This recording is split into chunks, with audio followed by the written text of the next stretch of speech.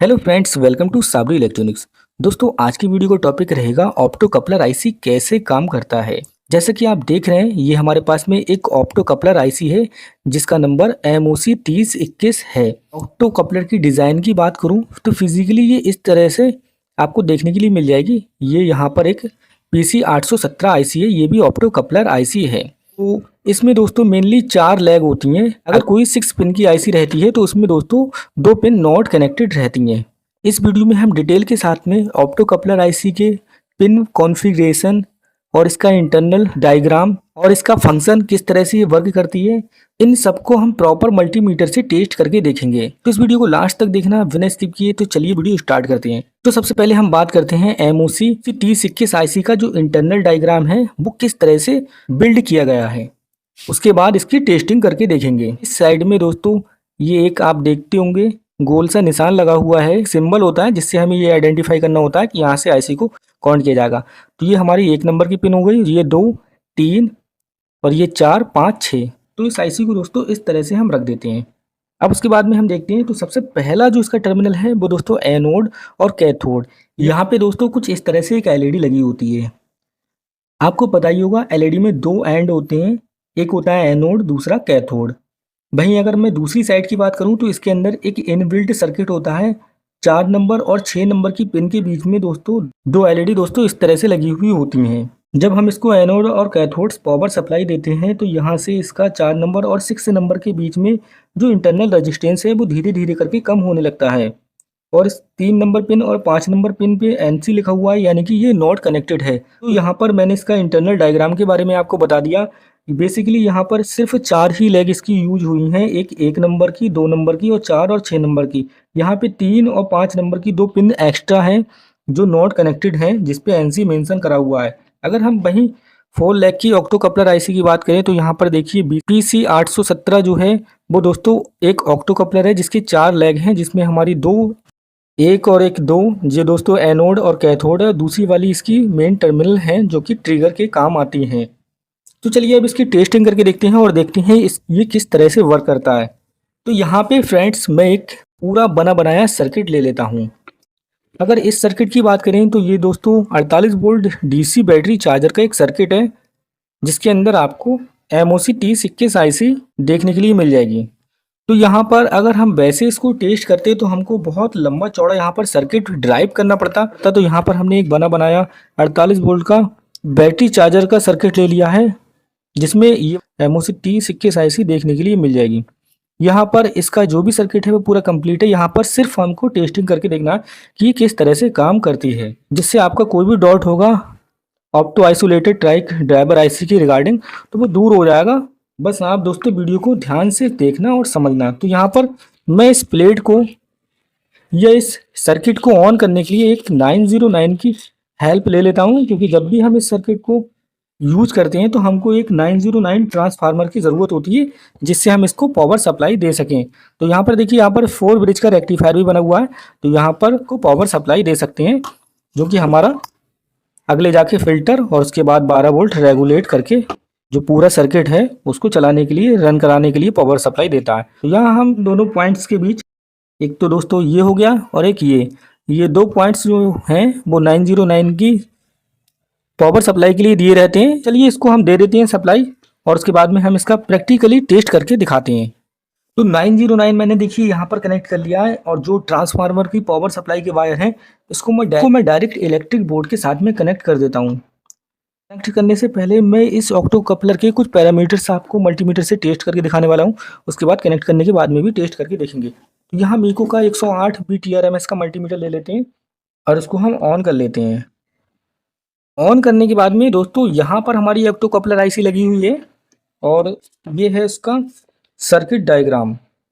इस circuit diagram को भी हम यहाँ रखते हैं, थोड़ा हम इस तरह से इसको एडजस्ट करते हैं जिससे सारी चीज़ें हमारी यहाँ पर क्लियर हो जाएं।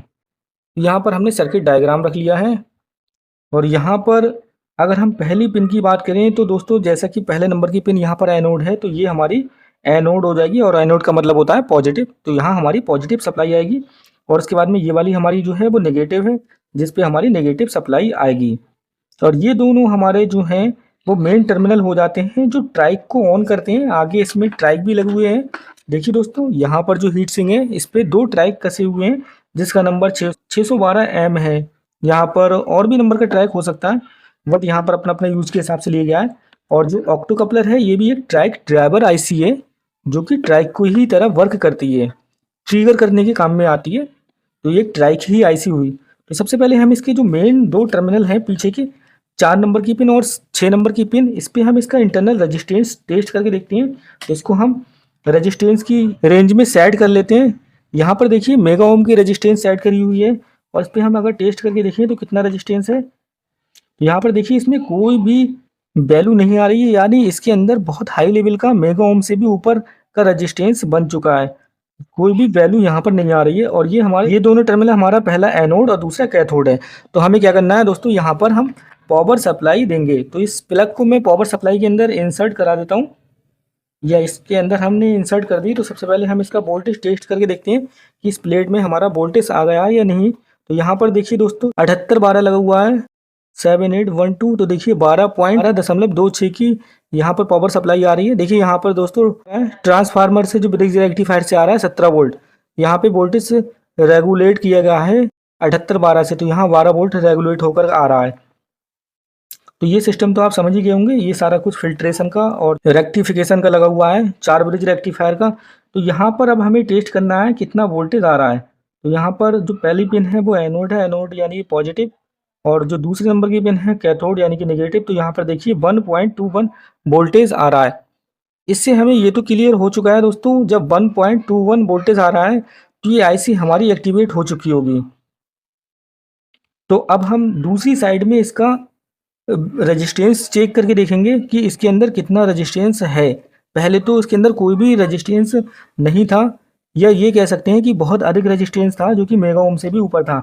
तो इस मीटर को मैं मेगा ओम वाली रीडिंग पे यानी कि ओम की रीडिंग पे सेट कर चुका हूँ, और अभी तो ओपन सर्किट है तो मेगा ओम में है। और यहाँ देखते हैं दोस्तों, तो देखिए दोस्तों कितना रेजिस्टेंस आ रहा है, 20.69 यानी कि 20.68 किलो ओम का रेजिस्टेंस आ रहा है।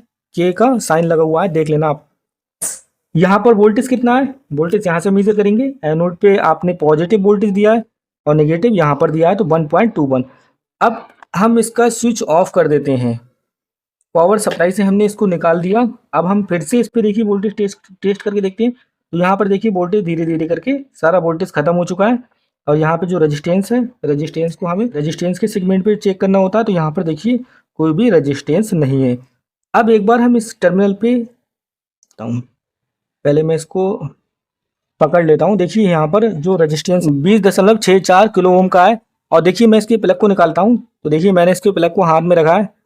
अभी इस समय देखिए ओपन सर्किट दिखा रहा है, यानी कि इसके अंदर जो रेजिस्टेंस है वो बहुत ज़्यादा हो चुका है, मिली ओम में, मेगा ओम में हो चुका है। अब फिर से दोबारा जब मैं इसको कनेक्ट करता हूँ तो देखिए फ्रेंड्स यहाँ पर 20.68 ओम का हो चुका है। तो इस तरह से दोस्तों आपने देखा जो ऑप्टो कपलर आईसी होती है, यहाँ पर एनोड और कैथोड पे जब हम 0 से लेकर 3 वोल्ट तक जब पावर सप्लाई अप्लाई करते हैं तो जो इसके 6 नंबर का 4 नंबर का मेन टर्मिनल है वो एक्टिवेट हो जाता है, और उसके अंदर जो होता है वो करंट ट्रिगर होने लगता है, और इसका इंटरनल रेजिस्टेंस जो है वो काफ़ी हद तक कम हो जाता है। इसकी वोल्टेज जैसे जैसे करके हम इंक्रीज करेंगे, जैसे करके देखिए दोस्तों एक प्रीसेट होता है। जब ये सर्किट पूरी तरह से वर्किंग कंडीशन में होता है तो उस दौरान यहाँ पर एक आपको प्रीसेट देखने के लिए मिल जाता है जिसका नंबर 103 है, यानी कि 10K का ये फ्री प्रीसेट है। जब हम इसका प्रीसेट घुमाकर एडजस्ट करते हैं तो ये प्रीसेट से हमारा कुछ वोल्टेज जो है वो इस आईसी के अंदर जाता है, और इस आईसी के अंदर जो होता है हमारा कंपैरेटर लगा हुआ होता है, जो कि इसमें 4 कंपैरेटर लगा हुआ होता है। इस 4 कंपैरेटर की हेल्प से इस आईसी को ड्राइव किया जाता है। इस पे वोल्टेज जो है वो कम या ज़्यादा किया जाता है। जैसे जैसे करके हम इस आईसी पे वोल्टेज को इंक्रीज करते हैं, जैसे कि यहाँ पर 1.21 वोल्टेज आ रहा है, अगर यहाँ पर हम 2 वोल्ट या उससे अधिक देते हैं 3 वोल्ट तक, तो उसी हिसाब से इसका इंटरनल रेजिस्टेंस जो है वो और ज़्यादा कम हो जाता है। और एक कंडीशन ये आती है कि आईसी बिल्कुल एक ही एज ए स्विच की तरह काम करती है। अब अगर हम ऑप्टो कपलर या ऑप्टो आइसोलेटर आईसी की बात करें तो इससे हम मोटर की स्पीड को कम कर सकते हैं, एज ए स्विच की तरह काम कर सकते हैं। कई इलेक्ट्रॉनिक सर्किट्स में इसका यूज किया जाता है। फीडबैक सर्किट के लिए हम एलईडी ड्राइवर में इसका यूज करते हैं, पावर सप्लाई में इसका यूज करते हैं कई जगह, जैसे कि ये वाली हमारी एक एसएमपीएस पावर सप्लाई है जो कि PWM pulse with module power supply होती है। उसमें जो है ऑप्टो कपलर आईसी का यूज किया जाता है।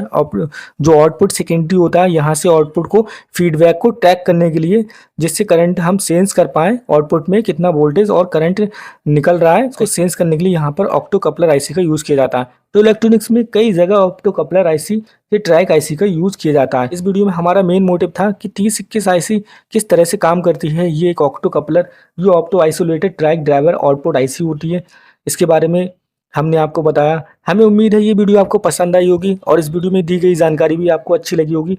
अगर वीडियो आपको पसंद आई हो तो वीडियो को लाइक कर देना। अगर चैनल पे पहली बार आए हैं तो चैनल को सब्सक्राइब